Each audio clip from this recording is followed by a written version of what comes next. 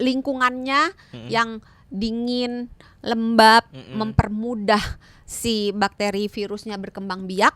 Kemudian si orang-orangnya cenderung berkumpul di dalam rumah, di dalam ruangan, dan si daya tahan orangnya itu juga biasanya kalau musim hujan sedikit menurun secara natural. Apanya yang menurun? Daya tahan tubuhnya. Oke. Tapi itu sedikit. Cuman kalau di sana sini sedikit lama-lama Jadi jadi bukit gitu kan, lama-lama bisa jadi sakit kalau tidak hati-hati gitu. Kalau meremehkan.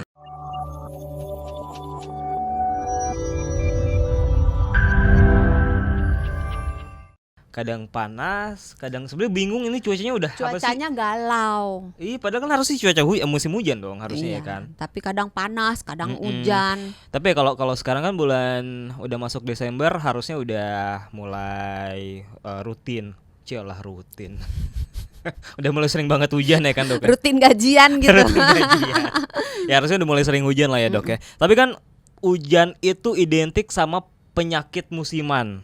Ya dong, Iya. apalagi kalau bukan batuk, pilek, udah tuh Komplit lah itu ya. Itu pokoknya paket yang Sebenarnya penyakit nggak cuma di saluran pernapasan, tapi juga di saluran pencernaan. Saluran pencernaan. Diare, mual, muntah, tipes. Emang itu identik sama musim hujan juga kan? Biasanya identik sama musim hujan bapil tuh. Enggak batuk pilek. Iya, tapi selain itu juga banyak penyakit yang lain, sama kepleset loh. Iya benar. Bener loh. Itu tapi bahaya. sepele. Bahaya loh kalau buat orang tua ya. Iya, makanya mengingatkan buat sahabat Sonora, kalau hujan-hujan jangan lari-lari. Sering-sering dipel tuh halaman rumah ya kan. Terus bawa sepatu atau sendal yang alasnya itu ada anti slipnya supaya nggak kepleset. Bahaya. Tapi penasaran deh, Dok, kenapa sih musim hujan itu selalu bawa penyakit? Emang iya ya, selalu bawa penyakit. Emang sayangnya iya. Ketika musim hujan tuh virus banyak datang gitu atau gimana sistemnya? Sebenarnya gini, ketika peralihan musim hujan ke musim panas ke musim hujan atau musim hujan ke panas atau awal-awal musim hujan itu kan udaranya itu cenderung dingin ya, apalagi kalau udah mendekati masuk ke hujan gitu. Nah, suasana yang dingin dan lembab itu bisa menyebabkan virus, jamur, bakteri itu lebih mudah berkembang biak gitu. Nah, terus kalau misalnya hujan, orang juga cenderung kan berkumpul di dalam ruangan, kan? Dimana tidak semua memiliki ventilasi udara yang baik. Benar. Nah, sehingga si ventilasi udara yang tidak baik itu, yang kurang baik, itu akan menyebabkan si virus, si bakteri, si jamurnya muter-muter di situ aja.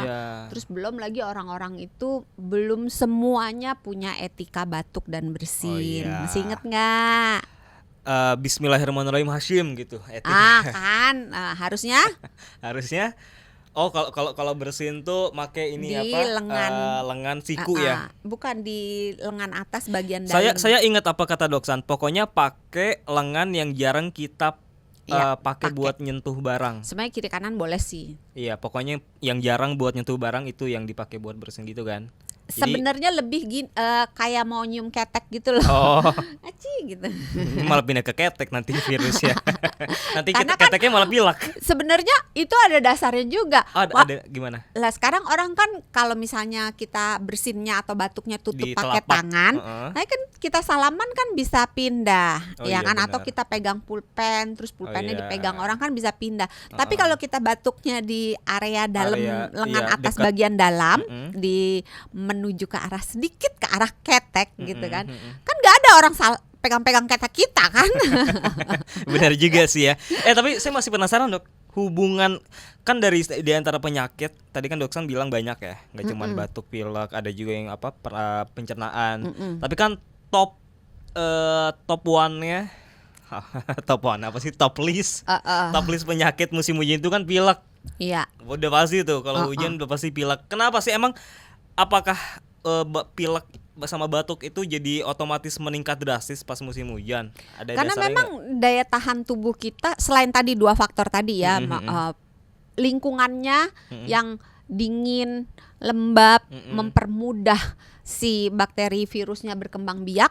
Kemudian si orang-orangnya cenderung berkumpul di dalam rumah, di dalam ruangan, dan si daya tahan orangnya itu juga biasanya kalau musim hujan sedikit menurun secara natural. Apanya yang menurun? Daya tahan tubuhnya.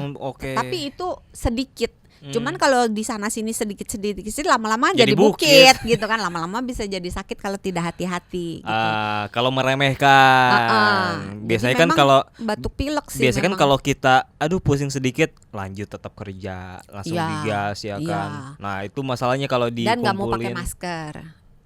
Kita pakai masker itu ada beberapa tujuan. Kalau kita lagi sakit, kita pakai masker supaya kita nggak nularin orang lain. Saya kalau ke kantor ya, biar nemuin nggak pakai masker. Bukan, saya kalau habis baru datang diketawain nanti sama sahabat sonora. Baru datang ke kantor nih, kalau ngeliat ada orang pakai masker selalu saya ceng-cengin, masih COVID sakit lu ya gitu. Berarti pakai masker tiap hari harus sebaiknya. Kalau kita sakit, sebaiknya kita menggunakan masker supaya kita tidak menulari orang lain, terutama untuk kalau kita lagi berada di sekitar orang-orang yang daya tahan tubuhnya terganggu. Saya mau ngorek yang tadi nih, Dok. Kalau kehujanan atau cuacanya dingin, kenapa badan kita jadi lebih drop? Tadi kan dokter bilang emang daya tahan tubuh kita jadi sedikit menurun. Maksudnya kalau ketika kita kehujanan? Iya, setiap kali kehujanan atau pas lagi cuaca dingin aja gitu. Kenapa badan kita tuh jadi lebih cepat drop gitu? Karena memang secara alami daya tahan tubuh memang turun kalau kita kedinginan. Oh gitu. Udah secara alami, template-nya. Udah dari pabriknya gitu. Dari pabriknya gitu. Sedikit. Oh, sedikit. Tapi kalau ditambah lagi ngumpul banyak orang, terus orang-orang yang lain misalnya ada 1-2 yang sakit, ya tambah-tambah kan. Oh iya, benar. Nah, ini sekarang ini kan ada apa sih kasus influenza tipe A ya, yang lagi rame banget. Itu tuh ada bedanya gitu sama kayak pilek biasa? Nah, pilek atau influenza biasa kan ada influenza juga ya. Ini ketambahan sama tipe A influenza lagi. Sama flu sama. Flu itu singkatan dari influenza. Lebih kan influenza susah kan. Flu. Dokter gitu Santi, kan, Doksan. Ya gitu. Jadi flu adalah influenza. Nah, kalau sama pilek beda. Oh gitu, beda. Pilek sendiri oleh masyarakat kita memiliki arti yang berbeda-beda. Seharusnya pilek itu merujuk pada istilah selesma. Selesma. Sales apa tuh? Sales mobil atau sales apa tuh? Kalau boleh tahu. Sales panci buat rice cooker itu loh. Selesma istilahnya. Selesma itu adalah penyakit, kalau bahasa Inggrisnya namanya common cold. Common cold. Pilek umum. Itu pilek.